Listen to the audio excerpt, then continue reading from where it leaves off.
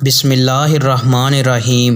نبی کریم صلی اللہ علیہ وآلہ وسلم نے ارشاد فرمایا، ایک شخص کا انتقال ہوا، قبر میں اس سے سوال ہوا، تمہارے پاس کوئی نیکی ہے؟ اس نے کہا کہ میں لوگوں سے خرید و فروخت کرتا تھا، اور جب کسی پر میرا قرض ہوتا تو میں مالداروں کو مہلت دیا کرتا تھا اور تنگ دستوں کے قرض کو معاف کر دیا کرتا تھا۔ اس پر اس کی بخشش ہو گئی۔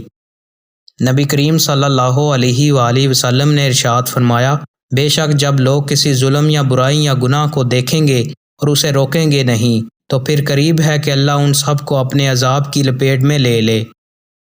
نبی کریم صلی اللہ علیہ وآلہ وسلم نے ارشاد فرمایا، جو کوئی لوگوں کا مال قرض کے طور پر ادا کرنے کی نیت سے لیتا ہے تو اللہ تعالیٰ بھی اس کی طرف سے ادا کرے گا، اور جو کوئی نہ دینے کے لیے لے تو اللہ تعالیٰ بھی اس کو تباہ کر دے گا۔